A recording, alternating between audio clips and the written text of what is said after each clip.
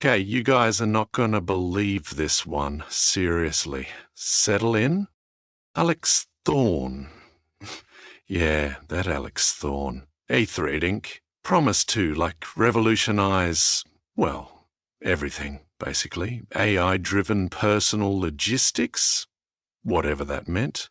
But man, the hype. They were on every tech blog, every magazine cover.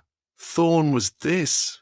Whirlwind, sharp suits, sharper talk, eyes that looked like they could see 5 years into the future and were slightly annoyed you weren't there yet. I followed them religiously, totally drank the Kool-Aid, invested a tiny bit, thankfully tiny, and then, poof, crash and burn doesn't even cover it. It wasn't just a failure. It was a spectacular public implosion. Lawsuits, bankruptcy, investors screaming bloody murder. Thorne went from tech messiah to pariah overnight. Did that big, disastrous press conference. Looked like a ghost and then just vanished. Wiped off the face of Earth. This was, 6, 7 years ago?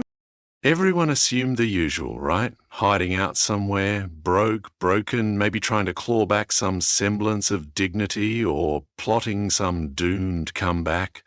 The cautionary tale everyone trotted out about flying too close to the sun. Fast forward till last month. I'm on this weird rambling road trip trying to, find myself, or at least find a decent cup of coffee outside a major city. End up in this tiny blink-and-you-miss-it town nestled somewhere ridiculously scenic, aggressively quaint. Mountains, pine trees, the whole deal. And there's this bookstore cafe, The Quiet Page. Super cozy, smells like old paper and good coffee. Perfect. I go in, order a latte, and I'm just browsing the shelves, and I see him. And behind the counter, wearing a kind of worn-out flannel shirt, wiping down the espresso machine. It's Alex Thorne. I swear, my jaw nearly unhinged. It was him, but not him. The frantic energy was gone. The sharp edges seemed sanded down. He looked older, sure, but mostly calm. Disturbingly calm for a guy whose life went supernova. So, obviously I couldn't just leave. I stayed. For 3 hours, pretended to read a book, watched him. He greeted locals by name, recommended books with this quiet enthusiasm, made small talk about the weather. No sign of the billionaire tech bro, no flicker of that old manic ambition. It was surreal. I finally got up the nerve to talk to him. Not about 𝐅𝐻𝐸𝐷, God no. Just asked about a book recommendation, and he smiles. A real, genuine smile, not that tight, media-trained thing he used to do, and we start chatting. He knows who I recognize him as, you can kind of tell, but he doesn't acknowledge it. And neither do I. It's this weird, unspoken thing hanging in the air. He talks about the town, about the rhythm of running the shop. He seems content.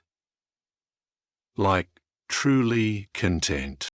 But here's where it gets nuts. I stayed in town for a couple of days.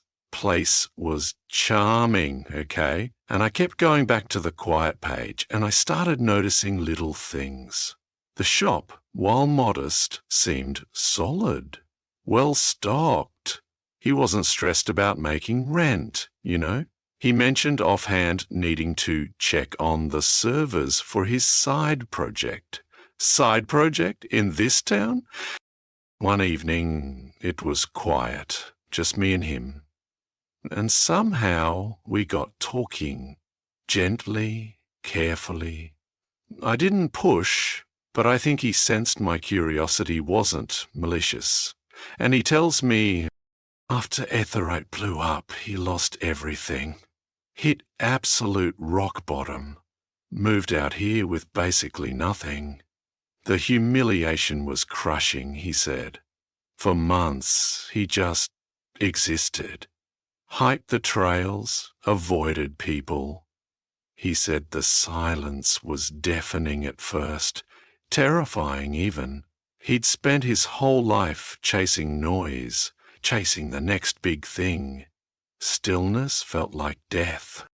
But then, slowly, it stopped feeling like death. It started feeling like space, room to breathe. He started the bookstore with the last few bucks he could scrape together, mostly as something to do. To force interaction, maybe. And here's the twist, guys. Here's the kicker. The side project? He salvaged one thing from the 𝐅𝐻𝐷𝐄 wreckage. Not the core tech. That was tied up in legal hell. But the data analysis framework they'd built to track user engagement. Insanely sophisticated stuff. He realized during his quiet time that it was incredibly good at identifying niche, underserved information markets. So from this tiny town, out of the ashes of his colossal failure, he built this ultra-low-key, almost invisible online platform. Ashes and ink, he called it, with a wry little smile. It curates and sells highly specific, expert-level digital reports and data sets to academics, researchers, and specialized industries. Stuff nobody else bothers with. No hype, no VCs. Minimal overhead. Run from a server rack in his back office. And it makes money. Like serious, comfortable, don't ever have to wear a suit again money.